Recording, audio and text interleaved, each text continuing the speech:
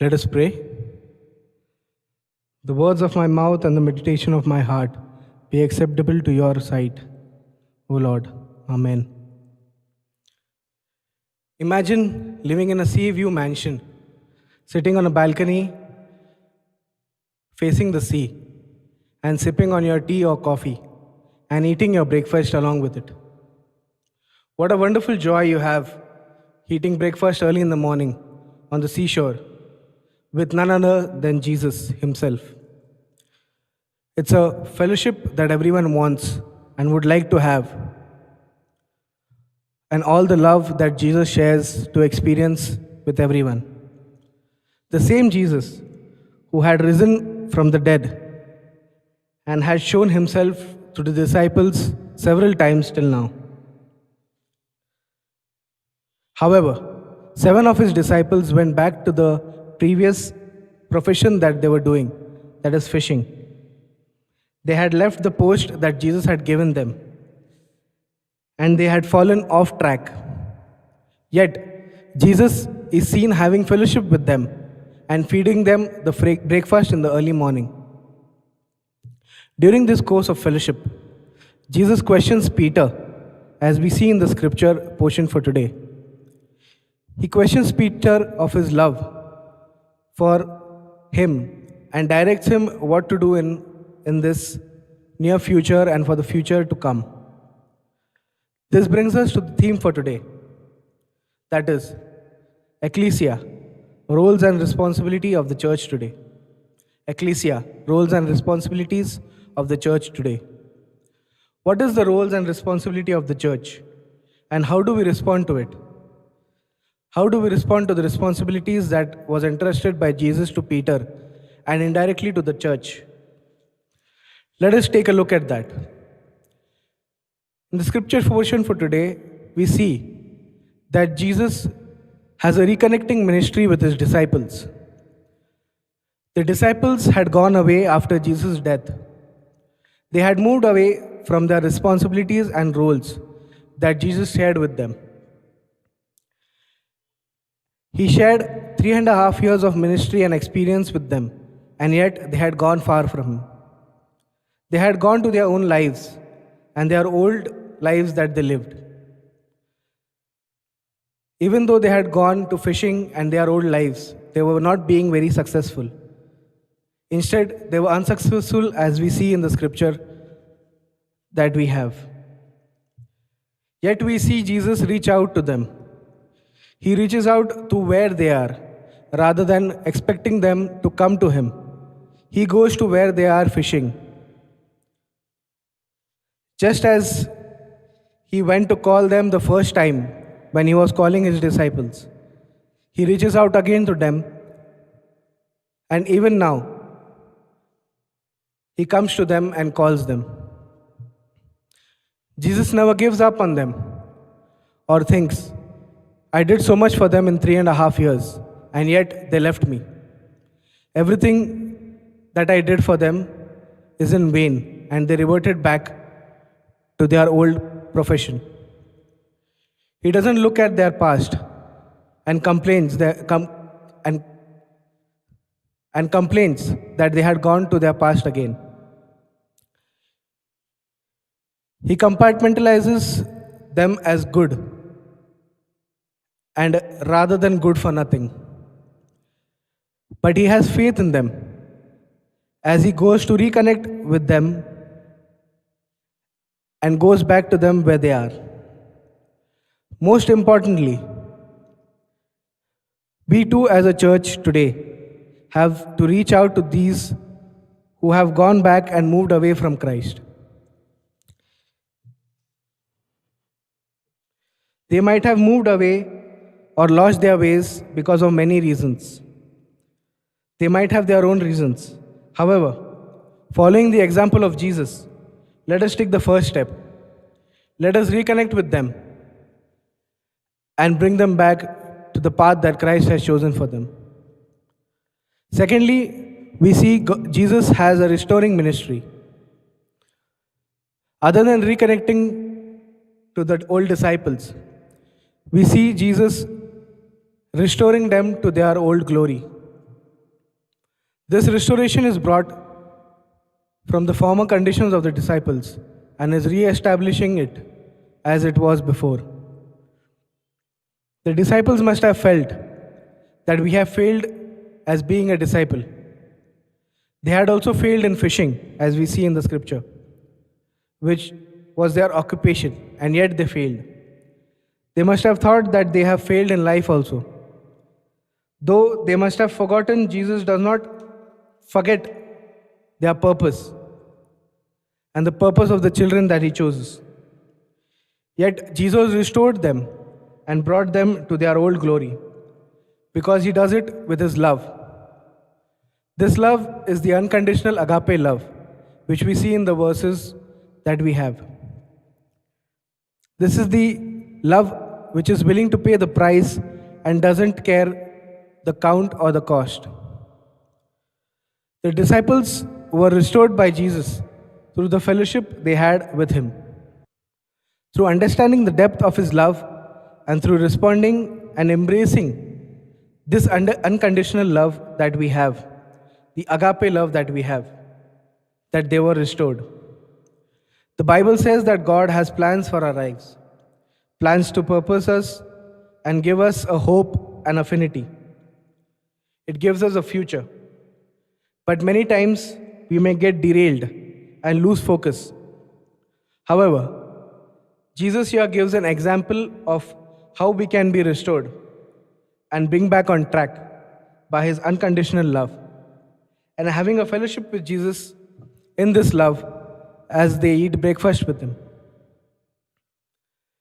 Today as a church, we need to encourage each other since our plans, dreams, desires all have been shattered, and shattered especially during these times.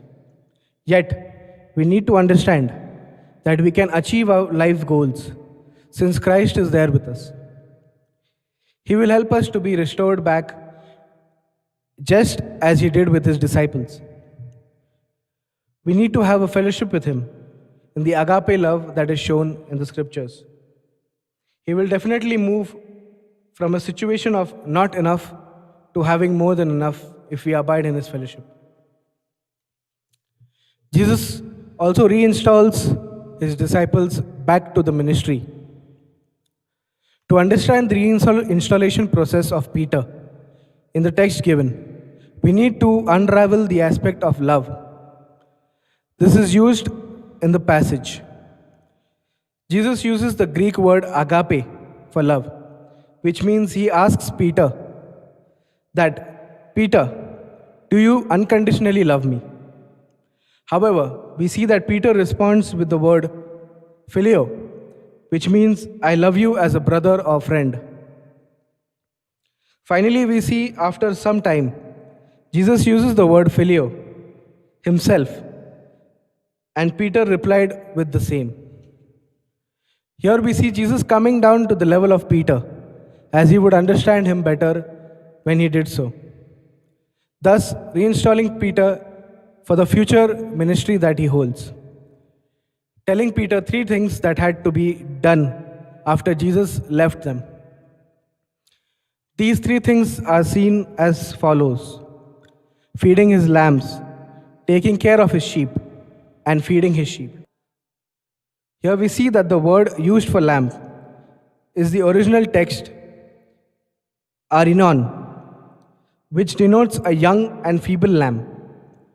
Jesus is telling Peter and the church through Peter that he and all of our church fellows have to feed the young and feeble in our midst in every way we can.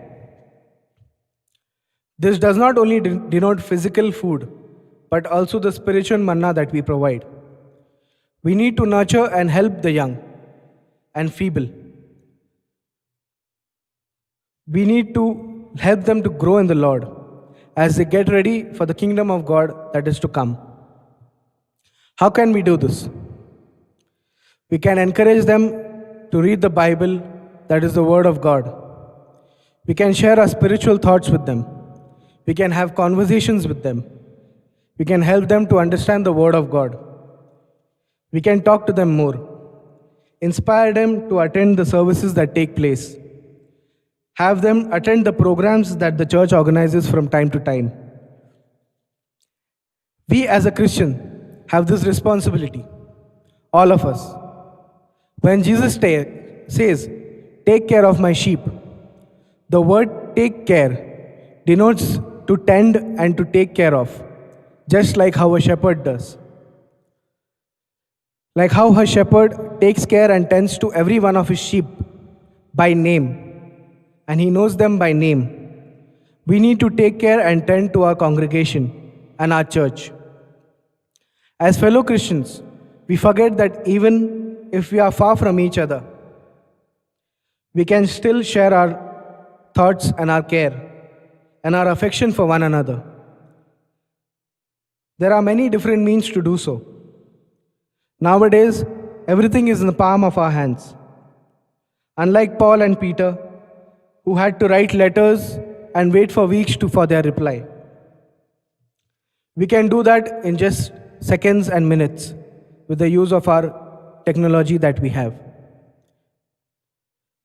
Even during the old times, as we saw Peter and Paul write letters, they still tended to their fellow Christians without fail, listening to them and helping them in their time of need and trial. We all have seen the burning coals, either in a barbecue party that we have or during rainy season when we stand next to a butta stall. The hot burning coal keeps each other red and burning until they all touch each other. If they are spread apart, the ember or the fire blows away and is died. It is the same with our fellow Christians and our spiritual lives as well. The spirit in us is burning red hot when we are with each other, having fellowship in the Christian life that we own. The fellow Christian who are all burning with the same brightness give us hope. If we are not in touch with them, they will fade away and slowly we too will fade with them. We can tend to our fellow Christians with the love that Jesus showed us through his life. Even asking someone how their week has been is a big step to show the love that God shares with us. Finally, we see Jesus say to Peter to feed his sheep. We sometimes think that the grown sheep do not need much attention and are fine with how they are.